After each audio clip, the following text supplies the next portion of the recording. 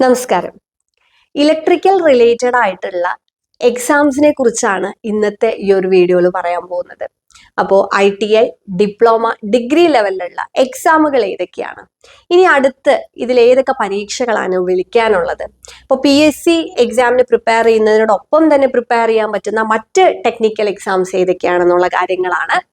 So നമുക്ക് ആദ്യം നോക്കാം. PSC നമുക്ക് ഇലക്ട്രിക്കൽ ഉദ്യോഗാർത്ഥികൾക്ക് എഴുതാൻ പറ്റുന്ന എക്സാംസ് ഏതൊക്കെയാണ്. ഇപ്പൊ നമുക്ക് ട്രേഡ്സ്മാൻ ഉണ്ട്, അതേപോലെ തന്നെ demonstrator, junior instructor, electrician, wireman, അങ്ങനെയുള്ള കുറേയധികം എക്സാംസ് ഇലക്ട്രിക്കൽ ഉദ്യോഗാർത്ഥികൾ, ഇലക്ട്രോണിക്സിനേക്കാൾ കൂടുതൽ ഒരു പക്ഷേ ഇലക്ട്രിക്കൽ ഉദ്യോഗാർത്ഥികൾക്ക് എഴുതാൻ പറ്റുന്ന എക്സാംസ് ഉണ്ട്. ഇതിനൊക്കെ തന്നെ ഡിഗ്രി ക്വാളിഫിക്കേഷൻ ആവശ്യമില്ല, ഡിപ്ലോമ ലെവലിലുള്ള പരീക്ഷകളാണ് ഇതിൽ കൂടുതലും വരുന്നത്. ഇനി KSEBയിൽ നോക്കുകയാണെങ്കിൽ KSEBയിൽ സബ് എഞ്ചിനീയറും അസിസ്റ്റന്റ് എഞ്ചിനീയറും ഉണ്ട്. ഇപ്പൊ ഇതില് ഈ KSEB സബ് എഞ്ചിനീയർ ആണ് ഇപ്പൊ നമ്മൾ അടുത്ത് നോട്ടിഫിക്കേഷൻ വരും എന്ന് എക്സ്പെക്ട് ചെയ്യുന്നത്. കാരണം മുന്നേ എക്സാം നടന്നത് 2023 ഫെബ്രുവരിയിലാണ്. അപ്പൊ അതിനുശേഷം നമുക്ക് വീണ്ടും ഒരു നോട്ടിഫിക്കേഷൻ നമ്മൾ എക്സ്പെക്ട് ചെയ്യുന്നുണ്ട്. അത് കുറച്ചധികം വേക്കൻസീസും നമ്മൾ എക്സ്പെക്ട് ചെയ്യുന്നുണ്ട് എന്നുള്ളത് കൊണ്ട് കുറെ പേര് വളരെയധികം പ്രതീക്ഷയോടുകൂടി പ്രിപ്പയർ ചെയ്യാൻ പോകുന്ന ഒരു പരീക്ഷയാണ് KSEB സബ് എഞ്ചിനീയർ. ഇനി അസിസ്റ്റന്റ് എഞ്ചിനീയർ നമ്മൾ പറഞ്ഞു KSEB അസിസ്റ്റന്റ് എഞ്ചിനീയർ, അതേപോലെ തന്നെ അസിസ്റ്റന്റ് എഞ്ചിനീയർ പോസ്റ്റുകൾ പല ഡിപ്പാർട്ട്മെന്റുകളിൽ വിളിക്കും. ഇപ്പൊ PWDയിൽ വിളിക്കും, അതേപോലെ തന്നെ യൂണിവേഴ്സിറ്റീസ് ഇൻ കേരളയിലെ AE വിളിക്കും. അങ്ങനെ ഡിഫറെന്റ് ഡിപ്പാർട്ട്മെന്റുകളിൽ ഈ പറഞ്ഞ അസിസ്റ്റന്റ് എഞ്ചിനീയർ പോസ്റ്റുകൾ ഇലക്ട്രിക്കൽ ഉദ്യോഗാർത്ഥികൾക്കുണ്ട്.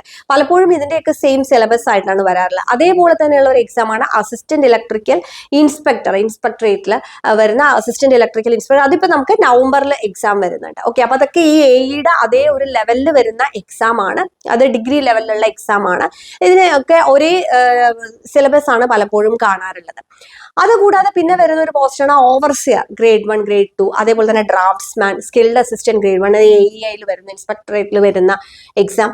അങ്ങനെ ഇലക്ട്രോണിക്സ് ഉദ്യോഗാർത്ഥികളെക്കാൾ കൂടുതൽ ഞാനത് പ്രത്യേകം എടുത്ത് പറയാനുള്ള കാരണം എന്ന് വെച്ച് കഴിഞ്ഞാൽ കുറേയധികം അവസരങ്ങൾ നമ്മുടെ മുന്നിലുണ്ടെന്നുള്ളതാണ്. ഇപ്പൊ പലപ്പോഴും ഈ ഉദ്യോഗാർത്ഥികൾക്ക് വരുന്ന ഒരു പ്രശ്നം, അല്ലെങ്കിൽ ആദ്യമായി പരീക്ഷ എഴുതുന്നവർക്ക് വരുന്ന പ്രശ്നം, ഈ എക്സാംസിന്റെയൊക്കെ കൃത്യമായി നോട്ടിഫിക്കേഷൻ അറിയാതെ പോവാം. ഇപ്പൊ പലപ്പോഴും നമ്മൾ പല വീഡിയോസും ചെയ്യുമ്പോൾ എക്സാമിന്റെ ഡേറ്റ് വന്നിട്ട് വീഡിയോ ചെയ്യുമ്പോൾ ഇത് അപ്ലൈ ചെയ്യാനുള്ള ഡേറ്റ് കഴിഞ്ഞോ എന്ന് പലരും ചോദിക്കാറുണ്ട്.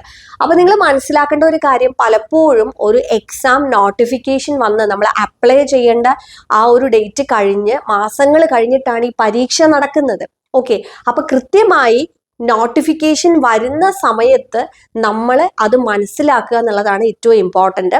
അപ്പൊ അതിനായിട്ട് നമ്മൾ ഒരു കമ്മ്യൂണിറ്റി നമ്മൾ സ്റ്റാർട്ട് ചെയ്തിട്ടുണ്ട്, ഒരു വാട്സ്ആപ്പ് ഗ്രൂപ്പ് നമ്മൾ സ്റ്റാർട്ട് ചെയ്തിട്ടുണ്ട്. അപ്പൊ നിങ്ങൾ ജോയിൻ ചെയ്യുകയാണെങ്കിൽ കൃത്യമായിട്ട് അതിന്റെ അപ്ഡേറ്റ്സ് നിങ്ങളിലേക്ക് എത്തും.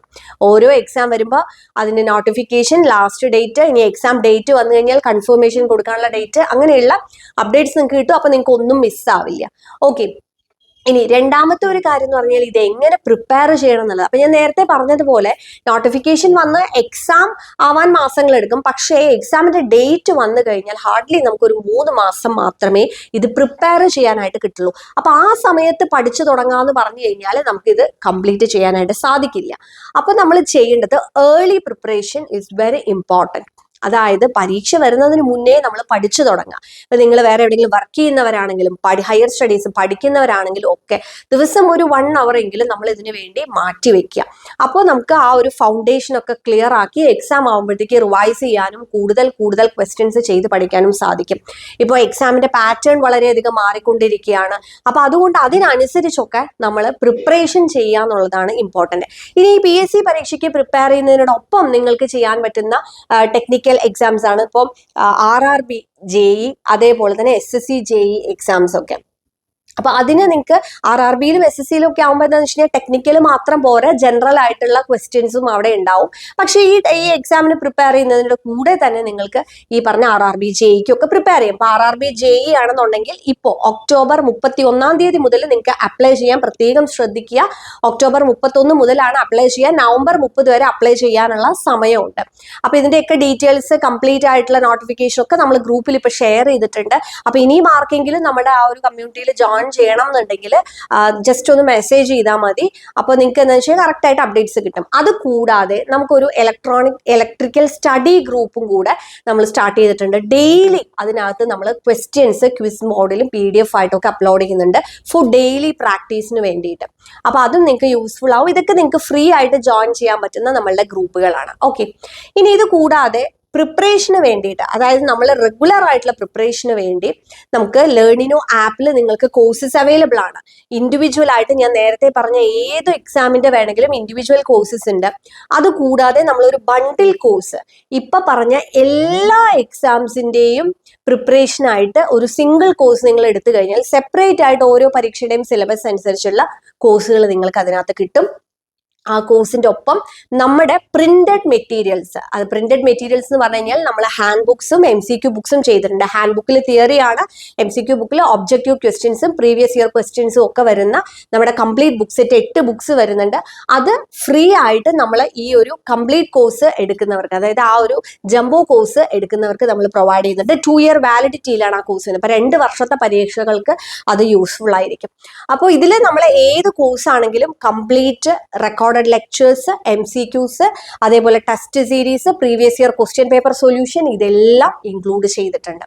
ഓക്കെ, അപ്പോൾ ഒരു ക്ലിയർ ആയിട്ടുള്ള ഒരു പിക്ചറാണ് ഞാനിപ്പോൾ ഇലക്ട്രിക്കൽ ഉദ്യോഗാർത്ഥികൾക്ക് തന്നിട്ടുള്ളത്. ഇനി നിങ്ങൾക്ക് എന്തെങ്കിലും ഡൗട്ട്സ് ഉണ്ടെങ്കിൽ ചോദിക്കാം. അപ്പൊ നമ്മൾ ലേണിനോ ആപ്പ് നിങ്ങളൊന്ന് ജസ്റ്റ് ഡൗൺലോഡ് ചെയ്ത് വെക്കുക. അതേപോലെ തന്നെ നിങ്ങൾക്ക് നമ്മുടെ ഗ്രൂപ്പിൽ ജോയിൻ ചെയ്യണം എന്നുണ്ടെങ്കിൽ കൃത്യമായ അപ്ഡേറ്റ്സും ഡെയിലി ക്വസ്റ്റ്യൻസും ക്വിസ് മോഡും ഒക്കെ കിട്ടണമെന്നുണ്ടെങ്കിൽ ജസ്റ്റ് ഒന്ന് മെസ്സേജ് ചെയ്യാം. ഇനി വരുന്ന പരീക്ഷകൾക്ക്, അപ്പൊ ഇപ്പൊ ഏറ്റവും അടുത്ത് നമുക്ക് ഞാൻ ഈ പറഞ്ഞതിൽ വരാൻ പോകുന്ന എക്സാംസ് ഒന്ന് RRB JEE ആണ്, പിന്നെ ഒന്ന് KSEB സബ് എഞ്ചിനീയർ. രണ്ടിനുമുള്ള കോഴ്സ് അവൈലബിൾ ആണ് നമ്മുടെ ലേണിനോ ആപ്പിൽ. അപ്പൊ അതിന്റെ കറക്റ്റ് അപ്ഡേറ്റ്സും നമ്മൾ നമ്മുടെ ചാനലിൽ പ്രൊവൈഡ് ചെയ്യുന്നതായിരിക്കും. അപ്പൊ റെഗുലർ ആയിട്ട് നമ്മൾ ഫോളോ ചെയ്യാം.